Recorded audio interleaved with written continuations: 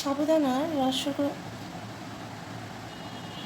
রসমালাই বানানোর জন্য আমি এখানে 1 কাপ পরিমাণ প্রায় 250 গ্রাম সাবুদানা এখানে নিয়ে নিয়েছি। এই সাবুদানাটাকে এবার আমি ভালো করে পানি দিয়ে ধুয়ে নিব। সাবুদানাগুলোকে আমি খুব ভালো করে ধুয়ে নিয়েছি। এখন আমি গরম পানিতে এটাকে ভিজিয়ে রাখব। এটার জন্য আমি একদম গরম পানি এখানে অ্যাড করে দিচ্ছি। খুব বেশি গরম পানি দেওয়ার দরকার নেই, জাস্ট পানিটা যাতে এরকম হয় যে সাবুদানাগুলো খুব ভালোভাবে এটাকে কভার করবে। কারণ পানি যদি খুব বেশি হয় না, তখন আবার এটাতে একটু সমস্যা হবে। দেখুন বন্ধুরা, জাস্ট এইভাবে পানিটা থাকবে। এবার এটাকে আমি প্রায় কিছুক্ষণ ঢেকে রাখবো।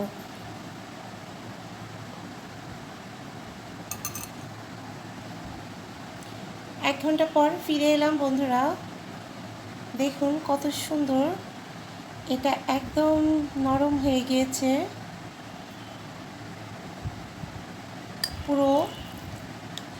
পুরো পানিটাও একদম চুষে নিয়েছে।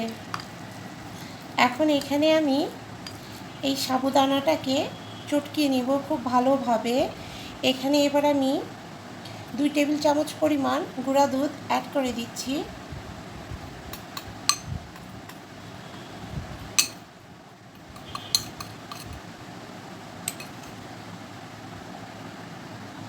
এখানে এবার আমি 3 টেবিল চামচ পরিমাণ চিনি অ্যাড করে দিচ্ছি এবং সামান্য পরিমাণ, একদম 1 চিমটি পরিমাণ সামান্য পরিমাণ এখানে লবণ অ্যাড করে দিচ্ছি। দিয়ে এবার সমস্ত উপকরণগুলোকে ভালো করে চটকিয়ে নিতে হবে বন্ধুরা। এটা যত সুন্দর মিশাবেন, এটা কিন্তু ততই সুস্বাদু হবে। এই রেসিপিটা এমনিতেই খেতে খুবই দারুণ মজাদার। আপনারা যারা বাসায় ট্রাই করছেন তারা তো অবশ্যই জানেন, আর যারা এখনও পর্যন্ত ট্রাই করেননি তারা অবশ্যই ট্রাই করে দেখুন। প্রচণ্ড পরিমাণ মজাদার একটা রেসিপি। এই রসমালাইটা খেতে এত দারুণ লাগে যে কি বলবো বন্ধুরা।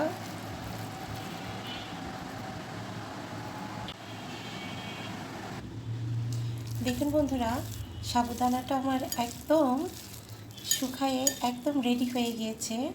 এখন এটাকে আমি ছোট ছোট করে বল করে নিব। এর জন্য আমি হাতে একটু ঘি মেখে নিব। 2 হাতে ভালো করে ঘি মেখে এটাকে ছোট ছোট করে এরকম ছোট ছোট করে বল করে নিব।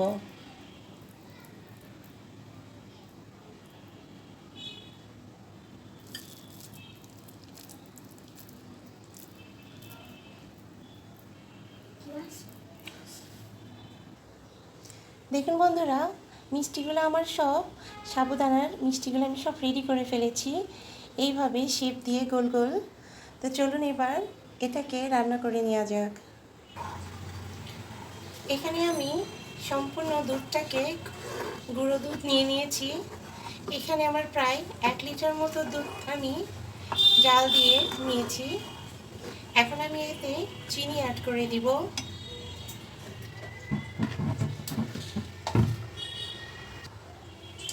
চিনিটা আপনারা যে যার টেস্ট অনুযায়ী দিবেন। এখানে আমি 2 কাপ মতো চিনি অ্যাড করে দিচ্ছি। চিনিটা দিয়ে খুব ভালোভাবে চিনিটাকে গলিয়ে নিতে হবে। এই রেসিপিটা খেতে এতটাই টেস্টি যে গরমের দিনে কি আর বলবো বন্ধুরা, যখন এটাকে ফ্রিজে রেখে ঠান্ডা করে সার্ভ করবেন, সবাই প্রশংসা অবশ্যই করবে।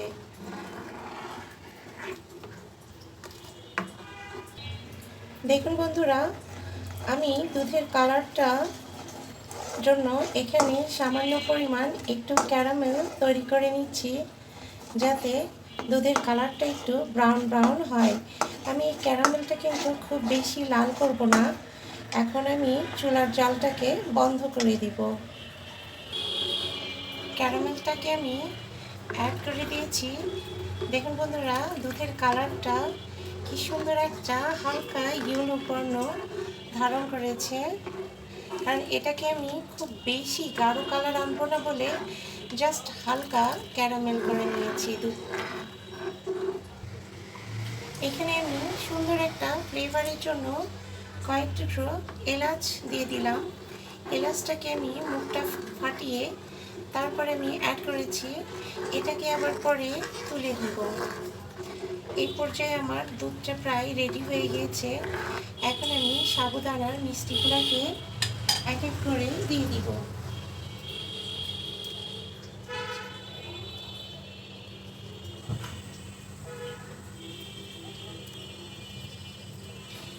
এই মিষ্টিটা খেতে এতটাই টেস্টি বন্ধুরা, আপনারা অবশ্যই বাসায় ট্রাই করবেন। অসম্ভব মজাদার। এই গরমে এই ধরনের একটা ডেজার্ট থাকলে আসলেই মন প্রাণ ভরে যাবে, এবং যাকে খাওয়াবেন সে তো অবশ্যই আপনার অনেক প্রশংসা করবে। সো আমার মিষ্টিগুলো সম্পূর্ণ দেওয়া হয়ে গেল। এবার আমি এগুলাকে হালকা নেড়ে চেড়ে দিব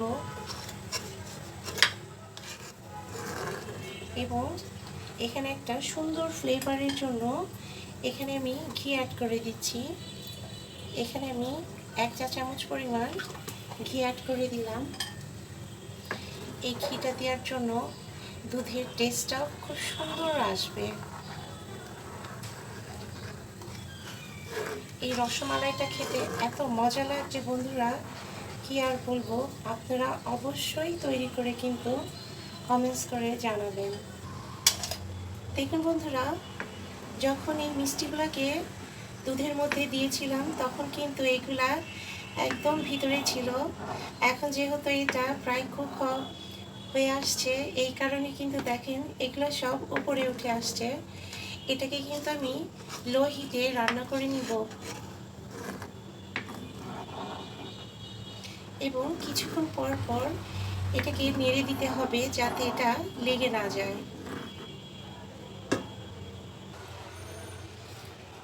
মাশাআল্লাহ, দেখুন এত সুন্দর হয়েছে এবং এত সুন্দর ঘন হয়ে গেছে যে কি বলবো।